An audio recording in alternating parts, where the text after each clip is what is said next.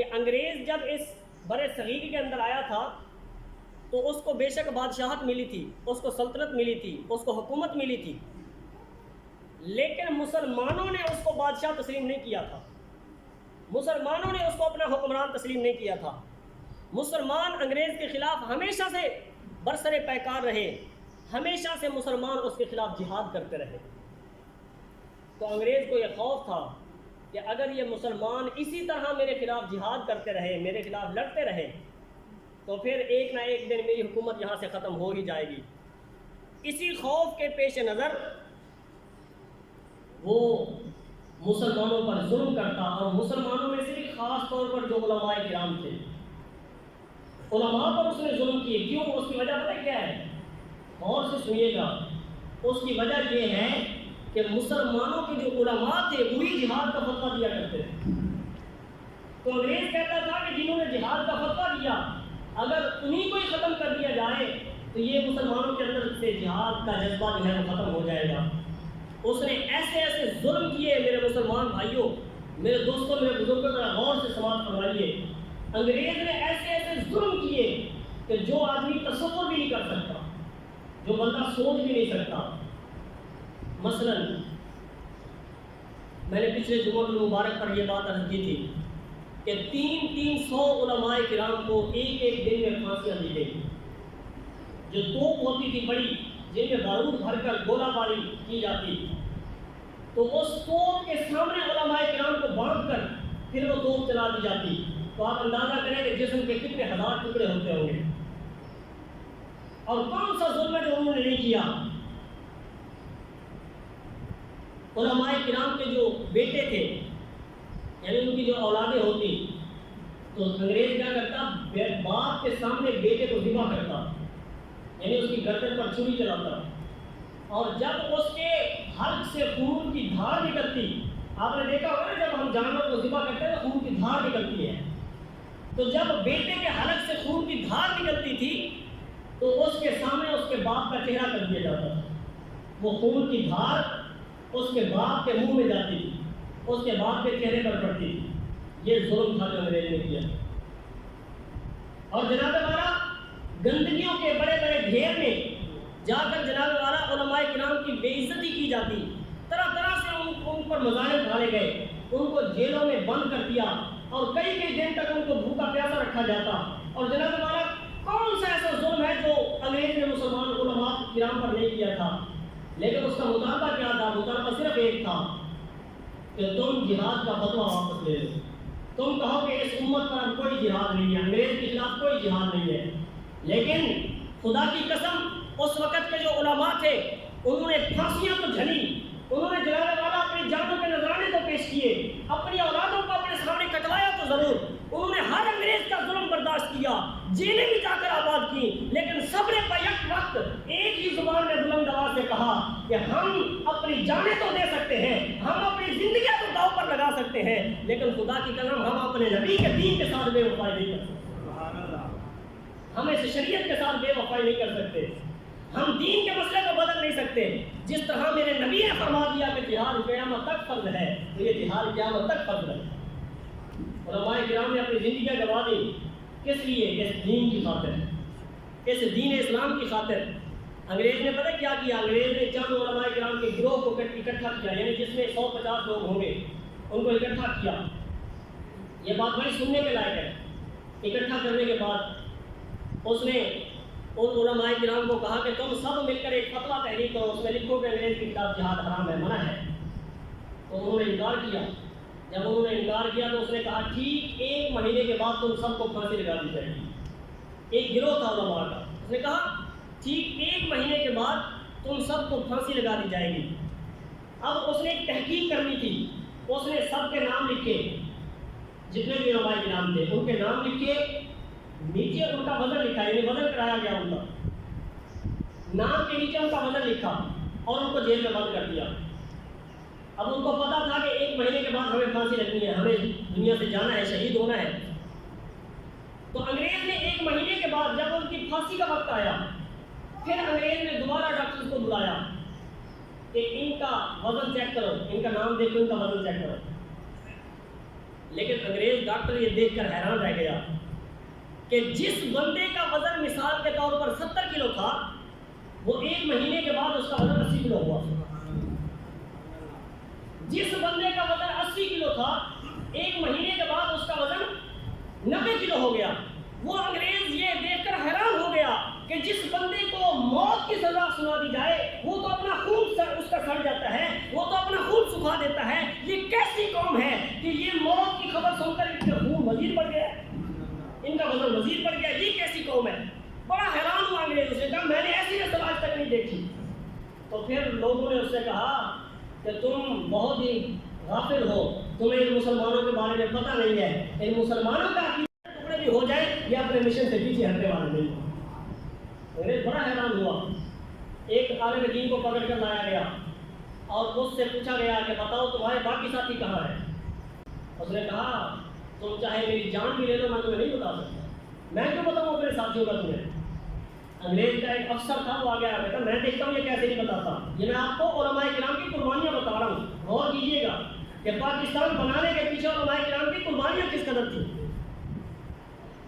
انگریز کا ایک افسر سامنے آیا، اس نے کہا میں دیکھتا ہوں یہ کیسے نہیں بتاتا۔ اس نے یہ نا موم لیا، موم کو آپ سمجھتے ہیں؟ یہ جو موم بتی ہوتی ہے پہلے ہم گھروں میں جلاتے تھے، اس کے بیچ ایک دھاگا ہوتا تھا، اس دھاگے کو جلاتے تھے وہ موم جلتا تھا تو پھر وہ روشنی ہوتی تھی۔ یہ موم اس نے لیا اور وہ موم اس عالم دین کی انگلی پر ایسے لگا دیا، انگلی پر موم لگا کر دیا سلائی لے کر اس کو آگ لگا دی۔ جس طرح موم بتی جلتی ہے نا، وہ پگھل کر اب اس کی انگلی جلنا شروع ہو گئی۔ جب اس کی انگلی جلنے لگی تو اس نے کہا کہ جیسے یہ درد ہوگا تو کہے گا میں ابھی بتاتا ہوں، یہ ایک سزا تھی اس کی طرف سے۔ اس نے کہا کہ جب تکلیف ہوگی تو یہ تڑپ جائے گا کہ میں ابھی بتاتا ہوں، مجھے چھوڑو۔ وہ دیکھ رہا تھا انگریز کہ ابھی بولے گا ابھی بولے گا۔ اس مسلمان عالم دین کی انگلی جلنا شروع ہوئی، گوشت جلنا شروع ہوا، اندر سے خون سڑنے کی آواز، بدبو اٹھی، اور پھر وہ ہڈی تھی وہ بھی جناب والا جلنے لگی۔ وہ جب جو موم تھا وہ ختم ہو گیا لیکن پوری انگلی اس کی جل گئی، ہڈی بھی اس کی جل گئی، لیکن وہ دیکھ رہا تھا اس کی زبان سے اف کا لفظ بھی نہیں نکلا۔ اس مسلمان عالم دین کی زبان سے اف کا لفظ بھی نہیں نکلا۔ وہ حیران ہو گیا کہ یہ کون سی مخلوق ہے کہ اتنا تکلیف برداشت کرنے کے بعد بھی یہ بتاتے نہیں ہیں، آخر کیا وجہ ہے؟ تو اس مسلمان عالم دین نے کہا کہ تم بدبخت، یہ تو تم نے ایک انگلی تم میری جلائی ہے، تم میرے پورے جسم پر یہ موم لگا کر آگ لگا دو، میں پھر بھی اپنے نبی کے دین سے وفاداری کروں گا، بے وفائی نہیں کر سکتا۔ سبحان اللہ۔ میں پھر بھی اپنے نبی کا وفادار ہوں، میں پھر بھی اپنے جو مسلمان بھائی ہیں ان کے ساتھ ہوں۔ اس قدر علماء نے اپنی جانیں پیش کی، اس قدر انہوں نے قربانیاں پیش کی، اس کے بعد جا کر یہ پاکستان بنا۔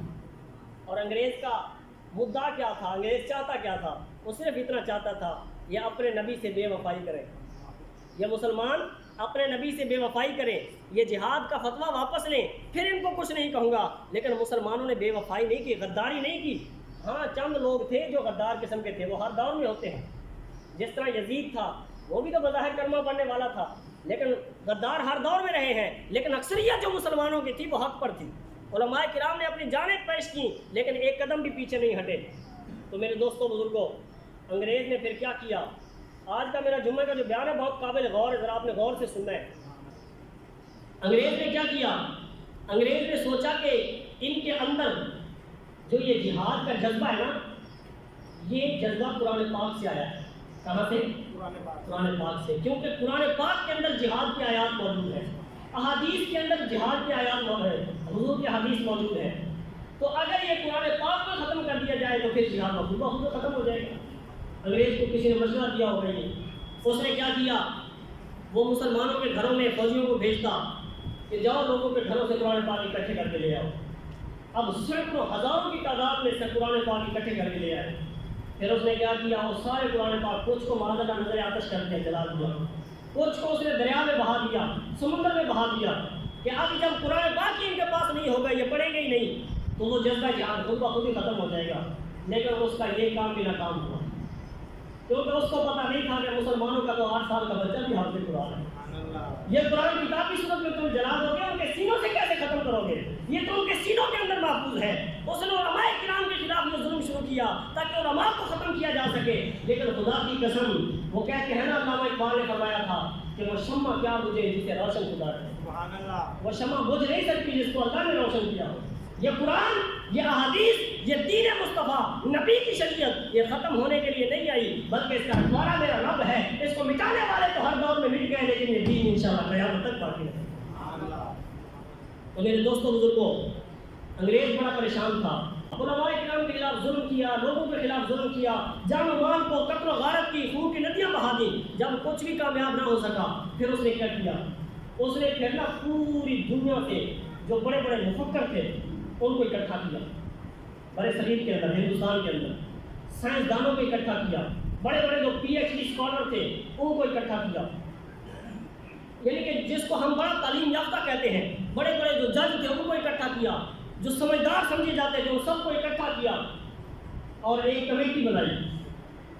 اس نے کہا کہ تم بڑے ذہین ہو، سائنسدان ہو، عقل مند ہو، بڑے تم جناب والا لیڈر ہو، بڑے تم پی ایچ ڈی اسکالر ہو، تم سب مجھے یہ بتاؤ کہ میں مسلمانوں پر کس طرح غالب آ سکتا ہوں، میں مسلمانوں سے یہ جذبہ جہاد کس طرح ختم کر سکتا ہوں۔ تو ان کا ایک سربراہ مقرر کیا، 3 دن تک وہ سوچ بچار کرتے رہے، مسلمانوں کی بارے میں سوال و جواب کرتے رہے، مسلمانوں کے اندر گھوم پھر کے معلومات لیتے رہے۔ 3 دن کے بعد انہوں نے رپورٹ پیش کی انگریز کو، انہوں نے رپورٹ پیش کی، انہوں نے کہا کہ ایک طریقہ ہے کہ تم مسلمانوں کے اندر سے جذبہ جہاد کو ختم کر سکتے ہو، ایک طریقہ ہے۔ انگریز نے پوچھا وہ کون سا طریقہ ہے؟ اس نے کہا کہ اگر تم کسی مولوی کو، کسی عالم دین کو کہو نا کہ میں تمہیں اتنے کروڑ دیتا ہوں، تم فتویٰ دے دو کہ جہاد ختم ہو چکا ہے، جہاد اب نہیں ہوگا، اگر وہ فتویٰ لکھ بھی دے تب بھی لوگ نہیں مانیں گے، کیونکہ لوگوں کو پتہ ہے قرآن کے اندر لکھا ہوا ہے جہاد فرض ہے، احادیث کے اندر لکھا ہوا ہے، پھر بھی لوگ کہیں گے۔ مثال کے طور پر آج کے دور میں اگر کوئی بندہ ایسا فتویٰ دے دے جو قرآن کے خلاف ہو، جو حدیث کے خلاف ہو، تو کوئی بھی نہیں مانے گا، کہے گا یہ قرآن کے خلاف ہے، حدیث کے خلاف ہے۔ تو اس انہوں نے رپورٹ پیش کی کہ اگر کوئی مولوی اس طرح فتویٰ دے دے گا تو پھر کوئی بھی نہیں مانے گا، اگر تم نے ان پر قابو پانا ہے تو پھر اس طرح کرو، مسلمانوں میں ایک ایسا غدار تلاش کرو جو کہے کہ میں نبی ہوں، جو کہے خود نبی ہی میں ہوں، اور جب وہ اپنے آپ کو نبی ثابت کرے گا اور جب لوگ اس کی پیروی کرنا شروع کر دیں گے، پھر پیسے دے کر لوگوں کو خریدو، جب لوگ اس کی پیروی کرنا شروع کر دیں گے اور اگر وہ آ کر کہہ دیں کہ جہاد ختم ہو چکا، پھر لوگ قرآن کی دلیل نہیں مانگیں گے، پھر حدیث نہیں مانگیں گے، کیونکہ جس کو نبی مانا جاتا ہے پھر اس کی ہر بات کو مانا جاتا ہے۔ یہ اس انگریزوں کی جو کمیٹی تھی، انہوں نے یہ ایک کمیٹی نے 3 دن کے بعد یہ رپورٹ انہوں نے پیش کی اور آج بھی اس کی کاپی موجود ہے انٹرنیٹ پر۔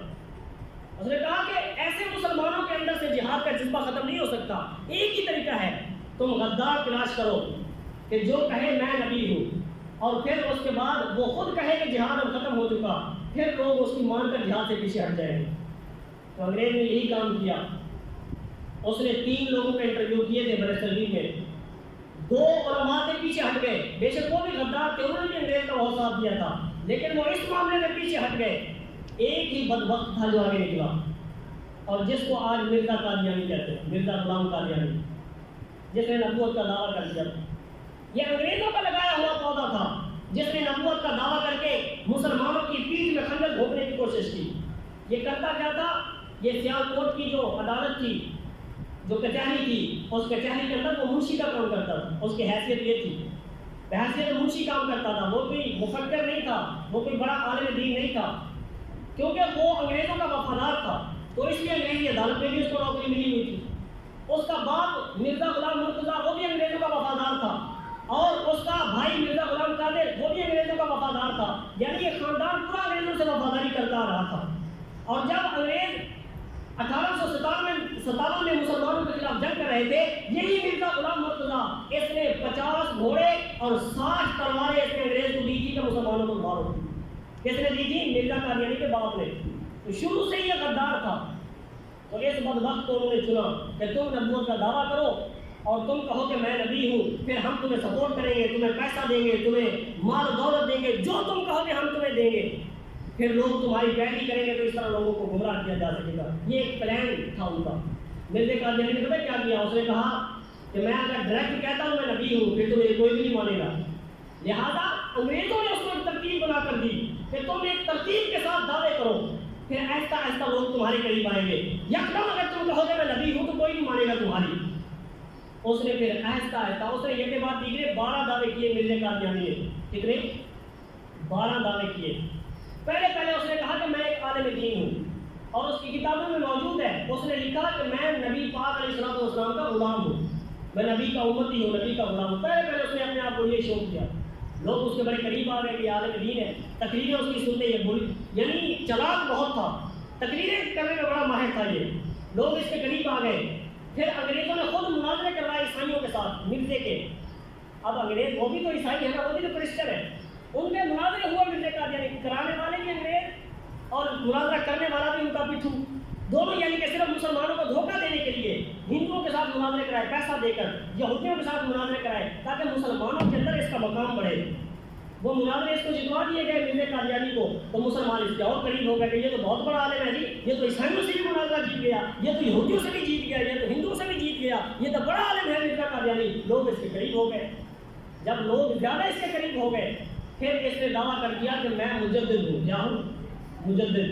مجدد کس کو کہتے ہیں؟ حدیث پاک میں ہے کہ حضور نبی پاک علیہ السلام نے ارشاد فرمایا کہ اللہ تعالیٰ میری امت میں ہر صدی کے ابتدا میں بھی اور آخر میں بھی ایک مجدد بھیجے گا جو دین کی تجدید کرے گا. جو لوگ دین سے دور ہو چکے ہوں گے ان کو دین کے قریب لے کر آئے گا. تو اس نے پھر دعویٰ کر دیا کہ میں ہوں مجدد، میں ہوں. اس نے پھر اور دعویٰ کیا میں محدث ہوں، یعنی حدیثیں میں خود لکھتا ہوں، میں حدیث کا بہت بڑا عالم ہوں. پھر اس نے دعویٰ کیا میں مفسر ہوں، قرآن کی تفاسیر جانتا ہوں. پھر اس کے بعد جب یہ سارے دعوے کر چکا، لوگ اس کے گرد جمع ہو گئے، پھر اس نے دعویٰ کیا کہ میں امام مہدی ہوں.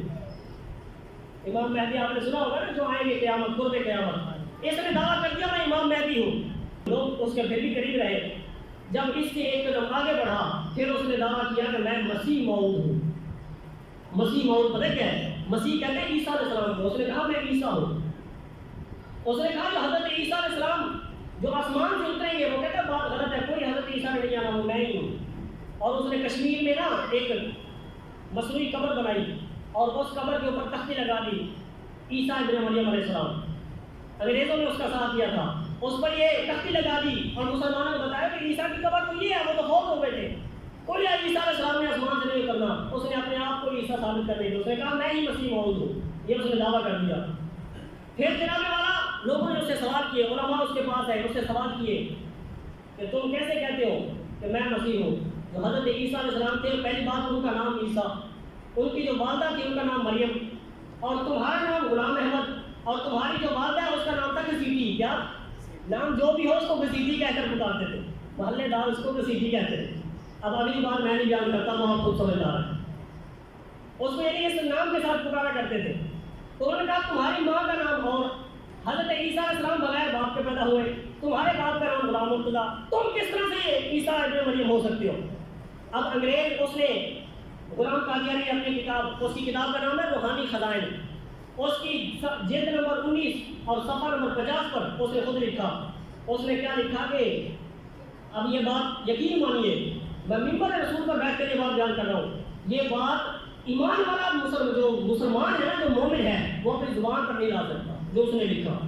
لیکن میں آپ کو صرف یہ ثابت کرنے کے لیے کہ قادیانی کتنا بڑا ہے اور یہ کتنے بڑے کافر ہیں، صرف یہ میں آپ کے سامنے واضح کرنے کے لیے وہ چیز بیان کرنا چاہتا ہوں. اس نے کیا لکھا؟ اس نے لکھا روحانی خزائن جلد نمبر 19 صفحہ نمبر 50 پر اس نے لکھا کہ مجھے کشف ہوا. کشف کہتے ہیں غنودگی کو، یعنی بے ہوشی کی حالت میں. وہ کہتا ہے مجھے کشف ہوا، کشف کی حالت میں نے دیکھا کہ میں عورت ہوں. اور پھر اس نے کہا کہ اللہ تعالیٰ کو میں نے دیکھا کہ وہ مرد کی شکل میں ہے. یہ اس نے اپنی کتاب کے اندر لکھا. اللہ تعالیٰ کو کہتا ہے مرد کی شکل میں ہے، اور اپنے آپ کو وہ کہتا ہے میں ایک عورت کی شکل میں ہوں. پھر اللہ تعالیٰ میرے قریب آیا. اللہ تعالیٰ کو کہتا ہے میرے قریب آیا. اگلی بات آپ سمجھدار ہیں. پھر اس نے کہا کہ مجھے حمل ہوا. جب حمل ہوا پھر میں 10 مہینے پورے حاملہ رہا. یہ غلام احمد قادری خود لکھ رہا ہے، کہتا ہے 10 مہینے میں خود حاملہ رہا. اس وقت کہتا ہے میرا نام مریم تھا. پھر 10 مہینے کے بعد میرے جب ولادت کا وقت آیا تو پھر مجھ میں سے میں ہی پیدا ہوا. یہ کس نے کہا؟ مرزا قادیانی نے کہا. اب اندازہ کریں اللہ تعالیٰ کے بارے میں یہ بکواس اس قادیانی نے کی. آج بھی لوگ کہتے ہیں کہ قادیانیوں کے خلاف اتنی سخت زبان استعمال نہ کرو. مجھے بتاؤ جو اللہ تعالیٰ کے بارے میں ایسی بکواس کرے، بندہ اس پر 1000 کروڑ بار رات میں بھیجے تو یہ بھی کام ہے. اس نے اللہ تعالیٰ کے بارے میں یہ بکواسات لکھی اور آج بھی اس کی کتابوں میں چھپ رہی ہیں. ربوہ کے اندر پاکستان کے اندر آج بھی اس کی کتابیں چھپ رہی ہیں.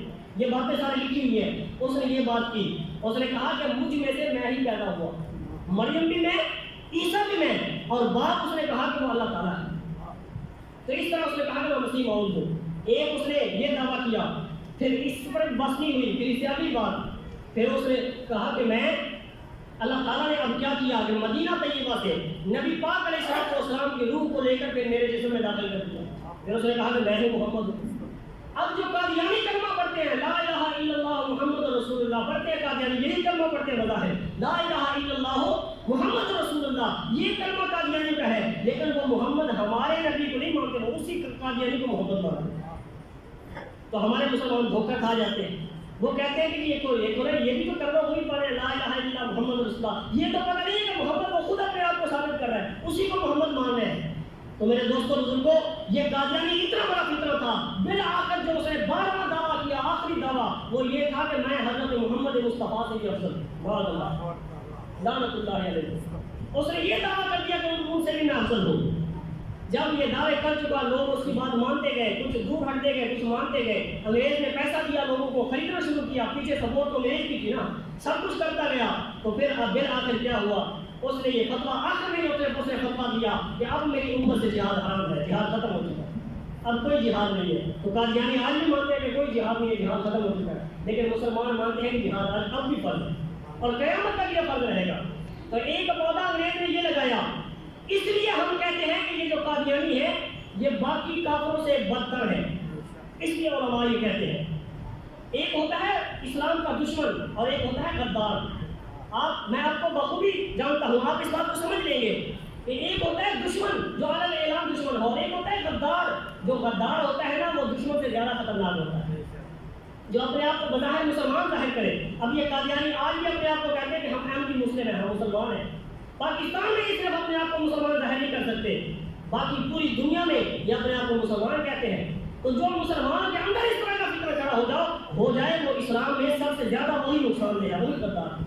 مثال کے طور پر مسلمانوں کی جتنی بھی سلطنتیں گزری, کسی سلطنت کو انگریز نے ڈائریکٹ آ کر ختم نہیں کیا.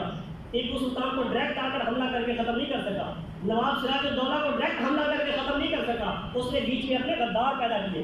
جب غداروں نے مسلمانوں کو گمراہ کرنے کی کوشش کی, پھر ان کی حکومتیں ختم ہوئی. تو اسلام کو ختم کرنے کے لیے بھی اس نے مرزا قادیانی غدار کو اختیار کیا. لہٰذا یہ جو قادیانی ہے یہ عیسائیوں سے بھی بدتر کافر ہے, یہ یہودیوں سے بھی بدتر کافر ہے, یہ ہندوؤں سے بھی بدتر کافر ہے. دنیا کے جتنے بھی کفار ہیں ان سب سے بدتر یہ قادیانی ہے.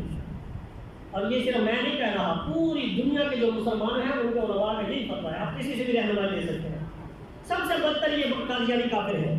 ایک پودا اس نے یہ لگایا, ایک پودا اس نے عرب میں لگایا, بات کو بالکل مختصر کر رہا ہوں. ایک پودا پاکستان میں لگایا ہے, برے صغیر ہندوستان میں لگایا, اور دوسرا پودا اس نے عرب میں لگایا. اور جو عرب میں پودا لگایا اس کا نام ہے ابن عبد الوہاب نجدی, جس کو کہتے ہیں.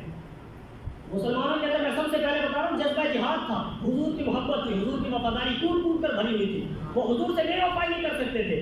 تو اس نے اس سے فتویٰ دلایا کہ جہاد ختم کرو. اس نے فتویٰ دے دیا قادیانی نے کہ جہاد ختم ہو چکا. جو عرب میں اس نے فتنہ لگایا, فتنہ ور پودا, اس کا نام ہے ابن عبد الوہاب. اس نے کیا کیا, انگریز نے اس کو کہا, اس کو تیار کیا پیسہ دے کر, مال و دولت جس طرح بھی اس نے تیار کیا. تیار کرنے کے بعد اس نے کہا کہ تم فتویٰ جاری کرو کہ جو جہاد ہے یہ کافروں کے خلاف نہیں بلکہ مسلمانوں کے خلاف. یعنی اس نے جہاد کا رخ موڑ دیا.